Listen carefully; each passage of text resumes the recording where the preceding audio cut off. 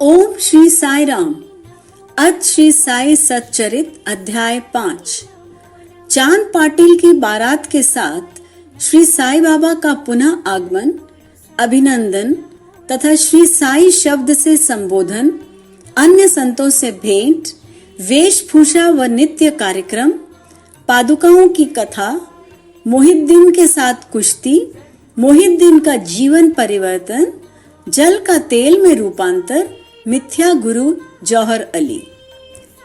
जैसा गत अध्याय में कहा गया है, मैं अब श्री साई बाबा के शिरडी से अंतर्धान होने के पश्चात उनका शिरडी में पुनः किस प्रकार आगमन हुआ, इसका वर्णन करूंगा। चांद पाटिल की बारात के साथ पुनः आगमन। जिला औरंगाबाद, निजाम स्टेट के धूप ग्राम में चांद पाटिल नामक एक धनवान मुस्लिम रहते थे। जब वे औरंगाबाद को जा रहे थे तो मार्ग में उनकी घोड़ी खो गई। 2 मास तक उन्होंने उसकी खोज में घोर परिश्रम किया, परंतु उसका कहीं पता न चल सका। अंत में वे निराश होकर उसकी जीन को पीठ पर लटकाए औरंगाबाद से लौट रहे थे। तब लगभग 14 मील चलने के पश्चात उन्होंने एक आम वृक्ष के नीचे एक फकीर को चिल्लम तैयार करते देखा, जिसके सिर पर एक टोपी, तन पर कफनी और पास में एक सटका था। फकीर के बुलाने पर चांद पाटिल उनके पास पहुंचे। जीन देखते ही फकीर ने पूछा, ये जीन कैसी? चांद पाटिल ने निराशा के स्वर में कहा, क्या कहूँ, मेरी एक घोड़ी थी, वो खो गई है और ये उसी की जीन है। फकीर बोले, थोड़ा नाले की ओर भी तो ढूंढो। चांद पाटिल नाले के समीप गए तो अपनी घोड़ी को वहां चरते देखकर उन्हें महान आश्चर्य हुआ। उन्होंने सोचा कि फकीर कोई सामान्य व्यक्ति नहीं, वरन कोई उच्च कोटि का मानव दिखलाई पड़ता है। घोड़ी को साथ लेकर जब वे फकीर के पास लौटकर आए, तब तक चिल्लम भरकर तैयार हो चुकी थी। केवल 2 वस्तुओं की और आवश्यकता रह गई थी। एक तो चिलम सुलगाने के लिए अग्नि और द्वितीय साफी को गीला करने के लिए जल की। फकीर ने अपना चिमटा भूमि में घुसेड़कर ऊपर खींचा तो उसके साथ ही एक प्रज्वलित अंगारा बाहर निकला और वो अंगारा चिल्लम पर रखा गया। फिर फकीर ने सटके से ज्यों ही बलपूर्वक जमीन पर प्रहार किया, त्यों ही वहां से पानी निकलने के लगा और उसने साफी को भिगोकर चिल्लम को लपेट लिया। इस प्रकार सब प्रबंध कर फकीर ने चिल्लम पी और तत्पश्चात चांद पाटिल को भी दी। ये सब चमत्कार देखकर चांद पाटिल को बड़ा विस्मय हुआ। चांद पाटिल ने फकीर से अपने घर चलने का आग्रह किया। दूसरे दिन चांद पाटिल के साथ फकीर उनके घर चला गया और वहां कुछ समय तक रहा। पाटिल धूप ग्राम का अधिकारी था। उसके घर पर अपने साले के लड़के का विवाह होने वाला था और बारात शिरडी को जाने वाली थी। इसलिए चांद पाटिल शिरडी को प्रस्थान करने का पूर्ण प्रबंध करने लगा। फकीर भी बारात के साथ ही गया। विवाह निर्विघ्न समाप्त हो गया और बारात कुशलता पूर्वक धूप ग्राम को लौट आई, परंतु वह फकीर शिरडी में ही रुक गया और जीवन पर्यंत वहीं रहा। फकीर को साई नाम कैसे प्राप्त हुआ? जब बारात शिरडी में पहुंची तो खंडोबा के मंदिर के समीप महालसापति के खेत में एक वृक्ष के नीचे ठहराई गई। खंडोबा के मंदिर के सामने ही सब बैलगाड़ियां खोल दी गईं और बारात के सब लोग एक एक करके नीचे उतरने लगे। तरुण फकीर को उतरते देख महालसापति ने आओ साई कहकर उनका अभिनंदन किया तथा अन्य उपस्थित लोगों ने भी साई शब्द से ही संबोधन कर उनका आदर किया। इसके पश्चात वे साई नाम से ही प्रसिद्ध हो गए। अन्य संतों से संपर्क। शिरडी आने पर श्री साई बाबा मस्जिद में निवास करने लगे। बाबा के शिरडी में आने के पूर्व देवीदास नाम के एक संत अनेक वर्षों से वहां रहते थे। बाबा को वे बहुत प्रिय थे। वे उनके साथ कभी हनुमान मंदिर में और कभी चावड़ी में रहते थे। कुछ समय के पश्चात जानकी दास नाम के एक संत का भी शिरडी में आगमन हुआ। अब बाबा जानकी दास से वार्तालाप करने में अपना बहुत सा समय व्यतीत करने लगे। जानकी दास भी कभी कभी बाबा के साथ स्थान पर चले आया करते थे और पुणा तांबे के श्री गंगागीर नामक एक पारिवारिक वैश्य संत भी बहुधा बाबा के पास आया जाया करते थे। जब प्रथम बार उन्होंने श्री साईं बाबा को बगीचा सिंचन के लिए पानी ढोते हुए देखा तो उन्हें बड़ा अचंभा हुआ। वे स्पष्ट शब्दों में कहने लगे कि शिरडी परम भाग्यशालिनी है, जहां एक अमूल्य हीरा है। जिन्हें तुम इस प्रकार परिश्रम करते हुए देख रहे हो, वे कोई सामान्य पुरुष नहीं हैं, अपितु ये भूमि बहुत भाग्यशालिनी तथा महान पुण्य भूमि है। इसी कारण इसे ये रत्न प्राप्त हुआ है। इसी प्रकार श्री अक्कलकोट महाराज के एक प्रसिद्ध शिष्य संत आनंद नाथ येवला मठ, जो कुछ शिरडी में निवासियों के साथ शिरडी पधारे, उन्होंने भी स्पष्ट कहा है कि यद्यपि बाह्य दृष्टि से ये साधारण व्यक्ति जैसे प्रतीत होते हैं, परंतु ये सचमुच असाधारण व्यक्ति हैं। इसका तुम लोगों को भविष्य में अनुभव होगा। ऐसा कहकर वे येवला को लौट गए। ये उस समय की बात है जब शिरडी बहुत ही साधारण सा गांव था और साईं बाबा बहुत छोटे उम्र के थे। बाबा का रहन सहन व नित्य कार्यक्रम। तरुण अवस्था में श्री बाबा ने अपने केश कभी नहीं कटाए और वे सदैव एक पहलवान की तरह रहते थे। जब वे राहता जाते, जो कि शिरडी से 3 मील दूर है, तो वहां से वे गेंदा, जाई और जूही के पौधे मोल ले आया करते थे। वे उन्हें स्वच्छ करके उत्तम भूमि देखकर लगा देते और स्वयं सींचते थे। वामन तात्या नाम के एक भक्त इन्हें नित्य प्रति 2 मिट्टी के घड़े दिया करते थे। इन घड़ों द्वारा बाबा स्वयं ही पौधों में पानी डाला करते थे। वे स्वयं कुएं से पानी खींचते और संध्या समय घड़ों को नीम वृक्ष के नीचे रख देते थे। जैसे ही घड़े वहां रखते, वैसे ही वे फूट जाया करते थे, क्योंकि वे बिना तपाए और कच्ची मिट्टी के बने रहते थे। दूसरे दिन तात्या उन्हें फिर 2 नए घड़े दे दिया करते थे। ये क्रम 3 वर्षों तक चला और श्री साईं बाबा के कठोर परिश्रम तथा प्रयत्न से वहां फूलों की एक सुंदर फुलवारी बन गई। आजकल इसी स्थान पर बाबा के समाधि मंदिर की भव्य इमारत शोभायमान है, जहां सहस्त्रों भक्त आते जाते रहते हैं। नीम वृक्ष के नीचे पादुकाओं की कथा। श्री अक्कलकोट महाराज के एक भक्त, जिनका नाम भाई कृष्ण जी अलीबागकर था, उनके चित्र का नित्य प्रति पूजन किया करते थे।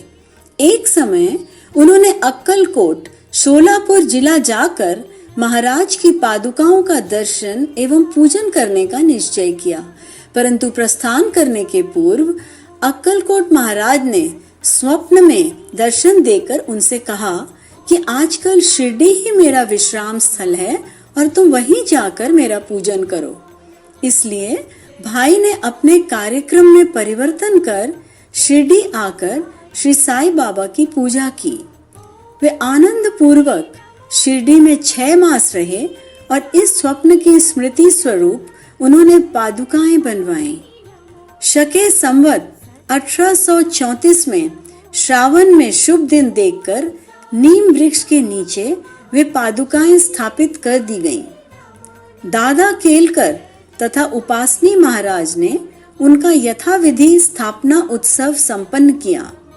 एक दीक्षित ब्राह्मण पूजन के लिए नियुक्त कर दिया गया और प्रबंध का कार्य एक भक्त सगुण मेरू नायक को सौंपा गया। कथा का पूर्ण विवरण। ठाणे के सेवानिवृत्त मामलतदार श्री बीवी देव, जो श्री साईं बाबा के एक परम भक्त थे, उन्होंने सगुण मेरू नायक और गोविंद कमलाकर दीक्षित से इस विषय में पूछताछ की। पादुकाओं का पूर्ण विवरण श्री साई लीला भाग 11 संख्या 9 पृष्ठ 25 में प्रकाशित हुआ है, जो निम्नलिखित है। शक 1834 सन 1912 में बंबई के एक भक्त डॉक्टर राम राव कोठारे बाबा के दर्शनार्थ शिरडी आए। उनका कंपाउंडर और उनके एक मित्र भाई कृष्ण जी अली बागकर भी उनके साथ में थे। कंपाउंडर और भाई की सगुण मेरू नायक तथा जी के दीक्षित से घनिष्ठ दोस्ती हो गई। अन्य विषयों पर विवाद करते समय इन लोगों को विचार आया कि श्री साई बाबा के शिरडी में प्रथम आगमन तथा पवित्र नीम वृक्ष के नीचे निवास करने की ऐतिहासिक स्मृति के उपलक्ष्य में क्यों न पादुकाएं स्थापित की जाएं। अब पादुकाओं के निर्माण पर विचार विमर्श होने लगा। तब भाई के मित्र कंपाउंडर ने कहा कि यदि ये बात मेरे स्वामी कोठारे को विदित हो जाए तो वे इस कार्य के निमित्त अति सुंदर पादुकाएं बनवा देंगे। ये प्रस्ताव सबको मान्य हुआ और डॉक्टर कोठारे को इसकी सूचना दी गई। उन्होंने शिरडी आकर पादुकाओं की रूपरेखा बनाई तथा इस विषय में उपासनी महाराज से भी खंडोबा के मंदिर में भेंट की। उपासनी महाराज ने उसमें बहुत से सुधार किए और कमल फूल आदि खींच किए तथा नीचे लिखा श्लोक भी रचा, जो नीम वृक्ष के महात्म्य व बाबा के योग शक्ति का घोतक था, जो इस प्रकार है। सदा निम्ब वृक्षस्य मूलाधिवासात् सुधा स्त्रविणम तिक्तमप्य प्रियम तम तरुम कल्प वृक्षाधिकम साघयंतम नमामीश्वरम सद्गुरुम साईनाथम। अर्थात मैं भगवान साईनाथ को नमन करता हूँ, जिनका सानिध्य पाकर नीम वृक्ष कटु तथा अप्रिय होते हुए भी अमृत वर्षा करता था। इस वृक्ष का रस अमृत कहलाता है। इसमें अनेक व्याधियों से मुक्ति देने के गुण होने के कारण इसे कल्प वृक्ष से भी श्रेष्ठ कहा गया है। उपासनी महाराज का विचार सर्वमान्य हुआ और कार्य रूप में भी परिणत हुआ। पादुकाएं बंबई में तैयार कराई गईं और कंपाउंडर के हाथ शिरडी भेज दी गईं। बाबा की आज्ञा अनुसार इनकी स्थापना श्रावण की पूर्णिमा के दिन की गई। इस दिन प्रातः काल 11 बजे जी के दीक्षित उन्हें अपने मस्तक पर धारण कर खंडोबा के मंदिर से बड़े समारोह और धूमधाम के साथ द्वारका माई में लाए। बाबा ने पादुकाएं स्पर्श कर कहा कि ये भगवान के श्री चरण हैं, इनकी नीम वृक्ष के नीचे स्थापना कर दो। इसके एक दिन पूर्व ही बंबई के एक पारसी भक्त पास्ता शेठ ने 25 रुपयों का मनी ऑर्डर भेजा। बाबा ने ये रुपए पादुकाओं की स्थापना के निमित्त दे दिए।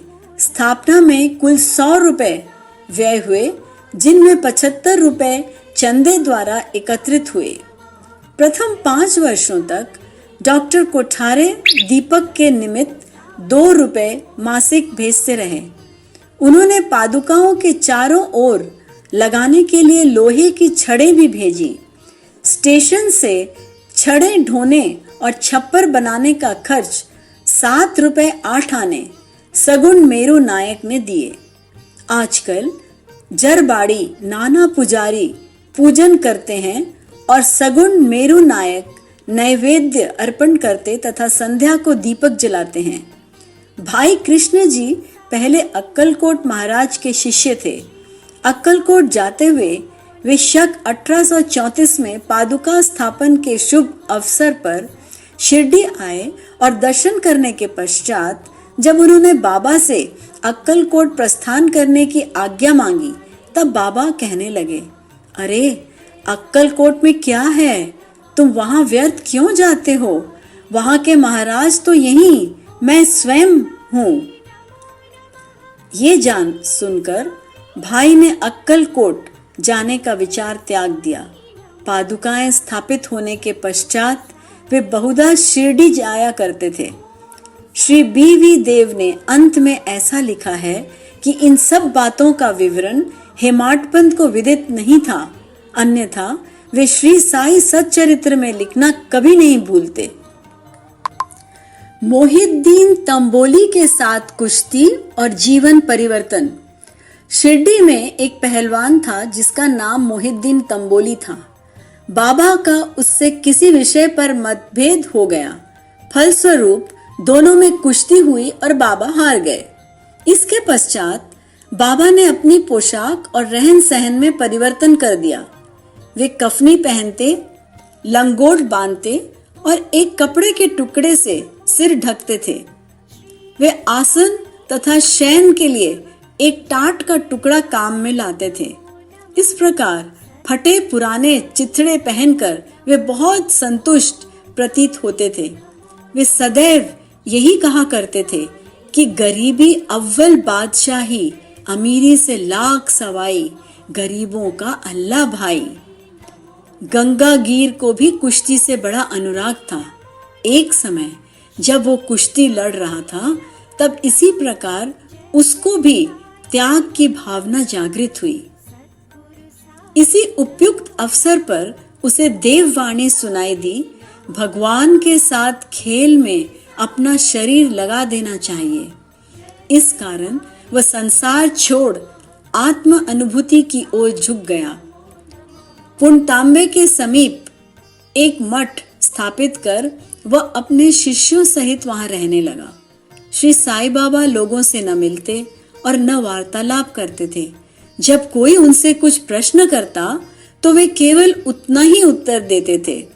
दिन के समय वे नीम वृक्ष के नीचे विराजमान रहते थे।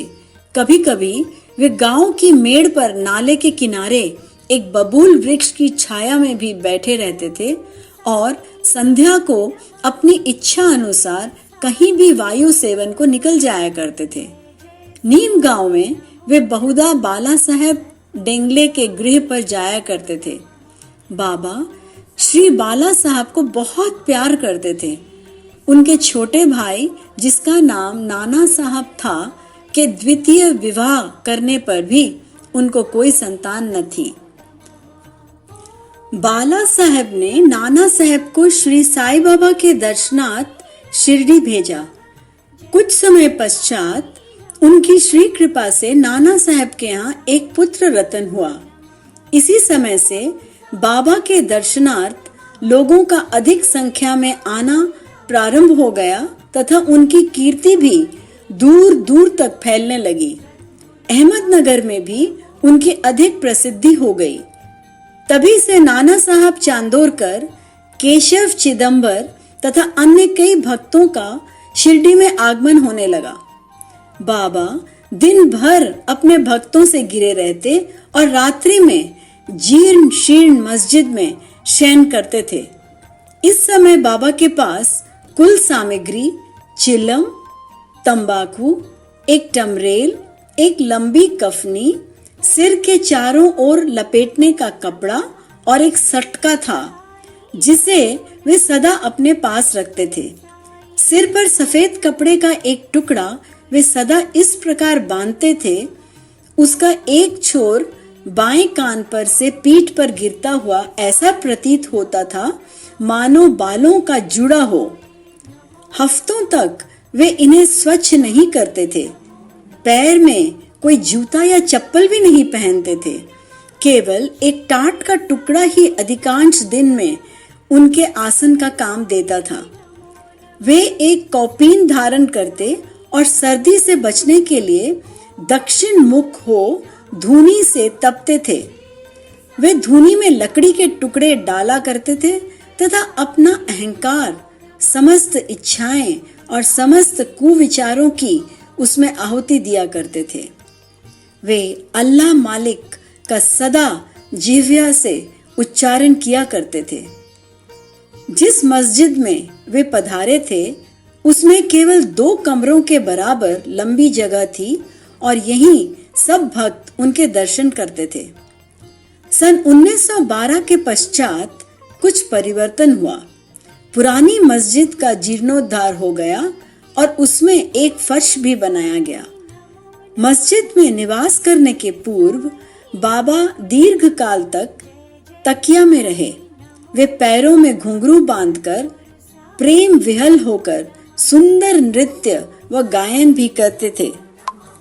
जल का तेल में परिवर्तन। बाबा को प्रकाश से बड़ा अनुराग था। वे संध्या समय दुकानदारों से भिक्षा में तेल मांग लेते थे तथा दीपमालाओं से मस्जिद को सजाकर रात्रि भर दीपक जलाया करते थे। यह क्रम कुछ दिनों तक ठीक इसी प्रकार चलता रहा। अब बनिए तंग आ गए और उन्होंने संगठित होकर निश्चय किया कि आज कोई उन्हें तेल की भिक्षा न दे। नित्य नियमानुसार जब बाबा तेल मांगने पहुंचे तो प्रत्येक स्थान पर उनका नकारात्मक उत्तर से स्वागत हुआ। किसी से कुछ कहे बिना बाबा मस्जिद को लौट आए और सूखी बत्तियां दियों में डाल दी। बनिए तो बड़े उत्सुक होकर उन पर दृष्टि जमाए हुए थे। बाबा ने टमरेल उठाया जिसमें बिल्कुल थोड़ा सा तेल था। उन्होंने उसमें पानी मिलाया और वह तेल मिश्रित जल वे पी गए। उन्होंने उसे पुनः 3 पार्ट में उगल दिया और वही तेलिया पानी दियों में डालकर उन्हें जल दिया। उत्सुक बनियों ने जब दीपकों को पूर्ववत रात्रि भर जलते देखा तब उन्हें अपने कृत्य पर बड़ा दुख हुआ और उन्होंने बाबा से क्षमा याचना की। बाबा ने उन्हें क्षमा कर भविष्य में सत्य व्यवहार रखने के लिए सावधान किया। मिथ्य गुरु जौहर अली। उपर्युक्त वर्णित कुश्ती के 5 वर्ष पश्चात जौहर अली नाम के एक फकीर अपने शिष्यों के साथ राहता आए। वे वीरभद्र मंदिर के समीप एक मकान में रहने लगे। फकीर विद्वान था। कुरान की आयतें उसे कंठस्थ थीं। उसका कंठ मधुर था। गांव में बहुत से धार्मिक और श्रद्धालु जन उसके पास आने लगे और उसका यथा योग्य आदर होने लगा। लोगों से आर्थिक सहायता प्राप्त कर उसने वीरभद्र मंदिर के पास एक ईदगाह बनाने का निश्चय किया। इस विषय को लेकर कुछ झगड़ा हो गया, जिसके फलस्वरूप जौहर अली राहता छोड़ शिरडी आया और बाबा के साथ मस्जिद में निवास करने लगा। उसने अपनी मधुर वाणी से लोगों के मन को जीत लिया। वह बाबा को भी अपना एक शिष्य बताने लगा। बाबा ने कोई आपत्ति नहीं की और उसका शिष्य होना स्वीकार कर लिया। तब गुरु और शिष्य दोनों पुनः राहता में आकर रहने लगे। गुरु शिष्य की योग्यता से अनभिज्ञ था, परंतु शिष्य गुरु के दोषों से पूर्ण परिचित था। इतने पर भी बाबा ने कभी उसका अनादर नहीं किया और पूर्ण लगन से अपना कर्तव्य निभाते रहे और उसकी अनेक प्रकार से सेवा की। वे दोनों कभी कभी शिरडी भी आया करते थे, परंतु मुख्य निवास राहता में ही था। श्री बाबा के प्रेमी भक्तों को उनका दूर राहता में रहना अच्छा नहीं लगता था। इसलिए वे सब मिलकर बाबा को शिरडी वापस लाने के लिए गए। इन लोगों की ईदगाह के समीप बाबा से भेंट हुई और उन्हें अपने आगमन का हेतु बतलाया। बाबा ने उन लोगों को समझाया कि फकीर बड़े क्रोधी और दुष्ट स्वभाव के व्यक्ति हैं, वे मुझे नहीं छोड़ेंगे। अच्छा हो कि फकीर के आने के पूर्व ही आप लोग शिरडी लौट जाएं। इस प्रकार वार्तालाप हो ही रहा था कि इतने में फकीर आ पहुंचे। इस प्रकार अपने शिष्य को वहां से ले जाने का कुप्रयत्न करते देखकर वे बहुत ही क्रोधित हुए।